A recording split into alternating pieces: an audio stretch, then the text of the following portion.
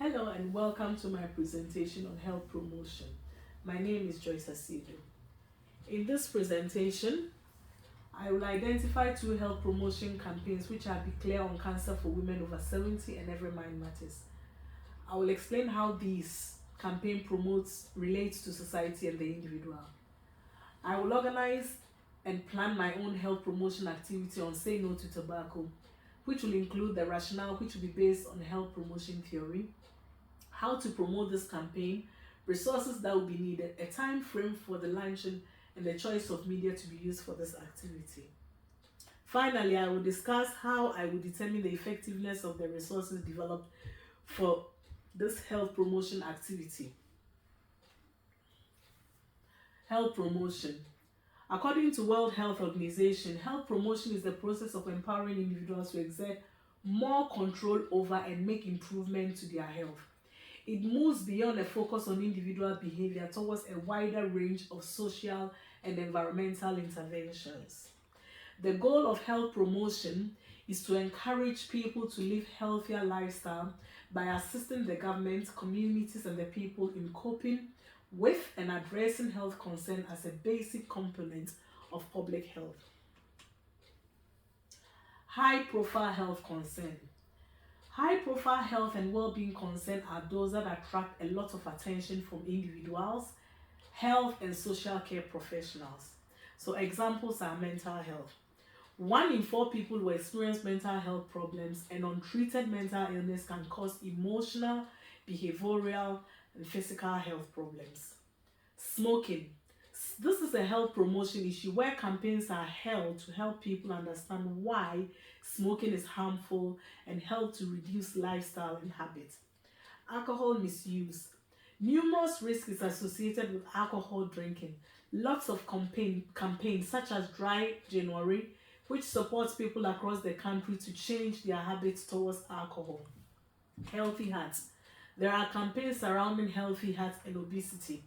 NHS launching a life-saving campaign to encourage people to call 999 when they are having early signs of a heart attack.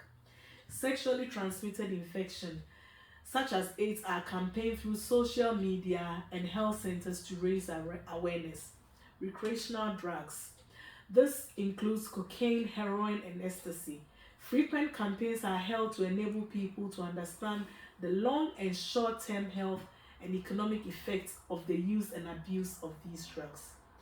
These health promotions help to educate people to create the awareness and reduce the risk of illness and disease, improve quality of life for all people, increase uptake of screening and vaccination programs.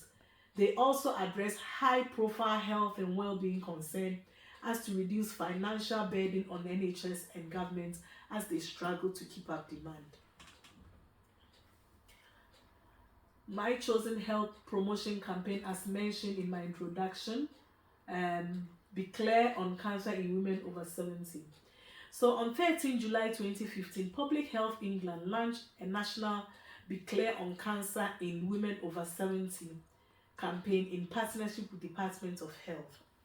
The aim was to promote early diagnosis of breast cancer in England by raising symptom awareness and encouraging women over the age of 70 to see their general practitioner without delay.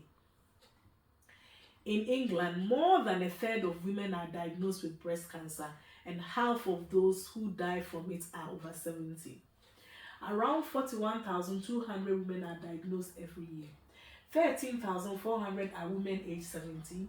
9,500 die every year, and half of these women, which is 5,400, are over the age of 70. The UK has the 5th highest incidence and the 11th highest mortality rate in the EU. The campaign was a mixture of TV, press, digital, and out-of-home advertising, as well as leaflets distributed through outlets such as GP surgeries. The key message promoted on TV was 1 in 3 women get breast cancer are over 70, so don't assume you're past it.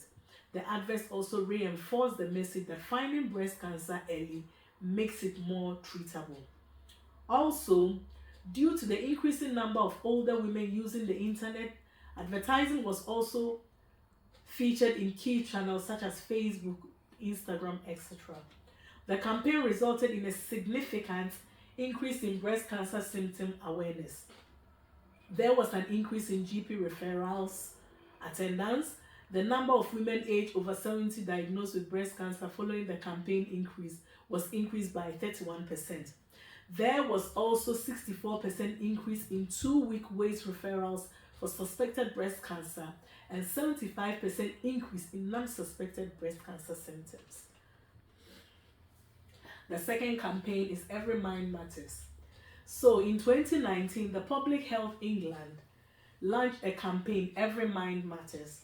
This was a mental health campaign with a goal of empowering adults to take care of their own and others' mental health by providing online information.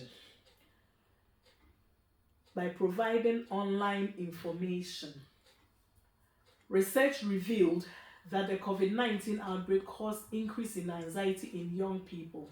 Statistics show that 41% of children and young people said they were lonelier, 34% more stressed, 38% more worried, and 37% more sad before lockdown. A website was launched called Every Mind Matters. It was designed to help parents and carers recognize signs that children may be struggling with their mental health and support them.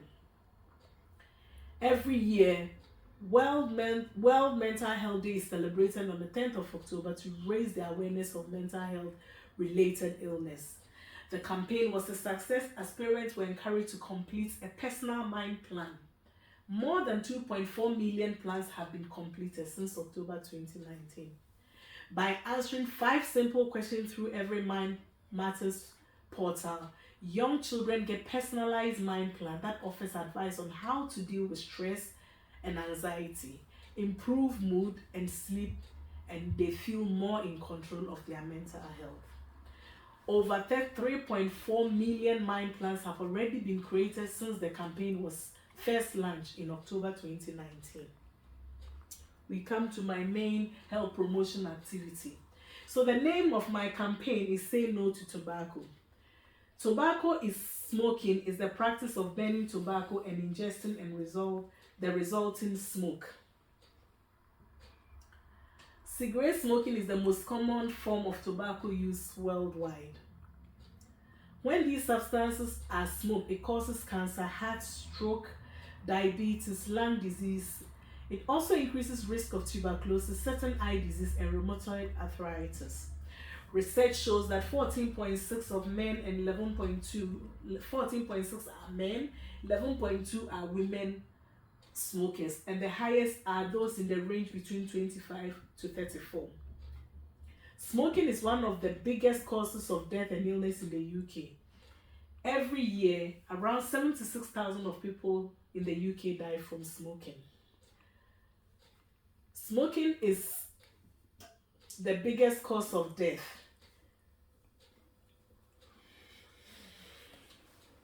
And around 76,000 people die in UK from smoking. So the goals and objectives of my activity and the target audience. So the goals and objective is to build public awareness and educate individuals on the immediate health danger, to encourage people to stop smoking and using tobacco products. The campaign is for children between 11 to 17 and adults from 18 to 60. So the rationale for my proposed activity is supported by trans-theoretical model, which was developed by Prochaska and De Clement in the 1970s. This model is developed to examine changes in addictive behaviors. So the stages of this theoretical model are pre-contemplation. This is the stage where many individuals are unaware of their tobacco intake and it's not at all thinking about quitting. They have no intention of changing their behavior. Contemplation. At this stage, people have insight of the problem which might impact their health and are thinking about quitting. Then we come to the preparation. So this stage comprises of behavioral and intentional requirements. At this stage, an individual with consent has understood that something must change and is prepared to quit. Action. This stage is where individuals have a distinct notion of what they wish to change and they take action to change their behavior. Then maintenance. Individuals at this stage have made changes to their behavior as they try to prevent relapse and consolidate the gains made during this period. Individuals maintain their new, healthier lifestyle. Relapse. This stage is when an individual reverts to the former unhealthy behavior as they lose sight of recovery. This normally happens when they are unable to cope with current stresses as they go back to use tobacco products instead of reaching out for help. Method of delivering the campaign or resources. I intend to deliver this campaign using a mixture of TV press, digital and social media, platform and leaflet distributed through GP surgeries and stadium. So the advertisement will start airing on the television, radio, and using health professionals spreading the message through the whole of September to prepare as October is the month of Stop Smoking awareness. Attractive paper posters and leaflets will be available at local GP surgery, community youth centers, local secondary school, colleges, stadia, and university.